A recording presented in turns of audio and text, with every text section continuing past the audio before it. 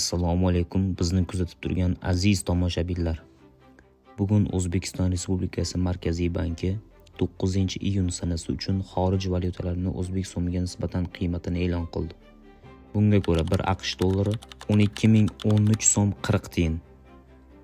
100 dollarimiz esa 1.201.340 so'mni tashkil qilmoqda.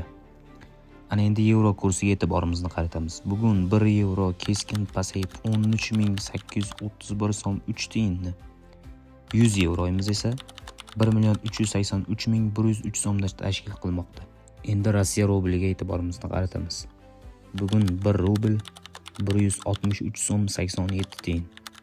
1000 rublimiz esa 163.870 so'mni tashkil qilmoqda.